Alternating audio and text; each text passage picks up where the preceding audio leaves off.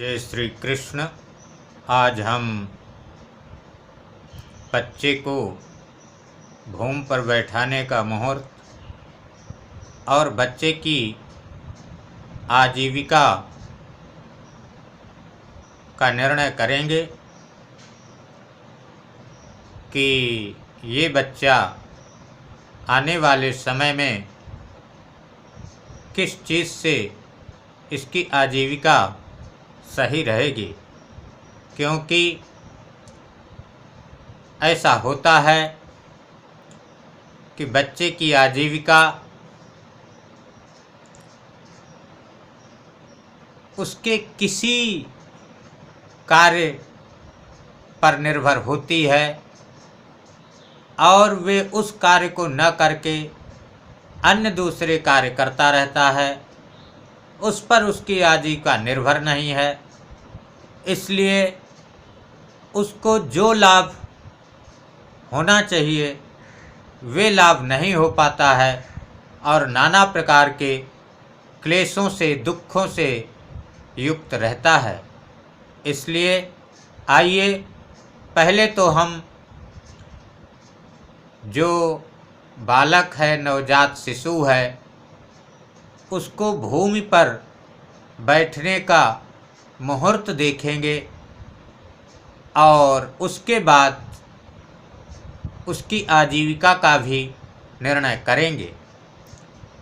तो यदि आप मेरे चैनल पर नए हैं तो सब्सक्राइब कर दीजिए और घंटी वाले निशान का स्पर्श कर दीजिए,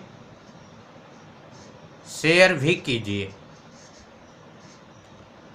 तो आइए बच्चे के बैठने का मुहूर्त देखते हैं कि किस समय बच्चे को प्रथम बार भूमि पर बैठाया जाए। पृथ्वीं वराहमभिपूज्य कुजे विशुद्धे रिक्ते तिथौ व्रजति पंचममासि बालं बद्ध्वा शुभे निकटिश्रोत्रमथ ध्रुवेन्दु ज्येष्ठार्क्षमैत्रलघु मयेरुपवेशयेत् कौ। बच्चे को 5वें मास में रिक्ता तिथि को छोड़कर, रिक्ता तिथि कौन कौन होती हैं? चौथ, चतुर्दशी, नवमी रिक्ता, चतुर्थी, चतुर्दशी, नवमी, ये 3 तिथियां ये रिक्ता तिथि हैं।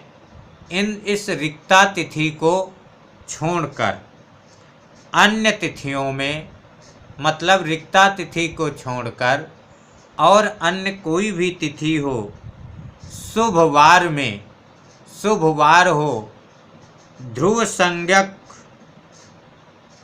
नक्षत्र,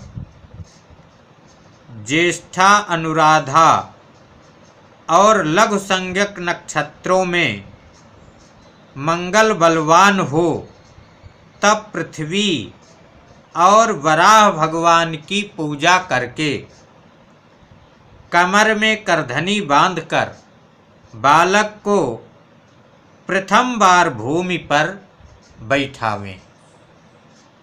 और जब उस बच्चे को भूमि पर बैठाते हैं उसी समय तस्मिन् काले स्थापयेत् तत्पुरस्तात् वस्त्रं शस्त्रं पुस्तकं लेखनी च स्वर्णं रौप्यं यच्च गृह्णाति बालस्तैराजीवैस्तस्य वृत्तिः प्रदिष्टा। तो जब बच्चे को भूमि पर बैठाते हैं उसी समय बालक के आगे वस्त्र, शस्त्र, पुस्तक कलम, सोना, चांदी आदि का मतलब है और भी वस्तुएं उस बच्चे के सामने एक साथ में ही सब रख दीजिए। जब आपने उस बच्चे के सामने सभी वस्तुएं रख दी और वे बच्चा जिस वस्तु को उठाता है, समझ लीजिए कि बच्चे की आजीविका उसी वस्तु से संबंधित है और माता पिता को चाहिए कि उसकी जो पढ़ाई लिखाई है उसी क्षेत्र संबंधित कराएं, जिससे बच्चा अपनी चुनी हुई और जो उसकी निर्धारित आजीविका है उस आजीविका में सही रूप से उतर सके। तब उसको किसी भी प्रकार की कोई समस्या नहीं होगी, उसके जीवन में कोई समस्या नहीं होगी। इसलिए आजीविका का निर्णय करना अत्यंत आवश्यक है। जय श्री कृष्ण।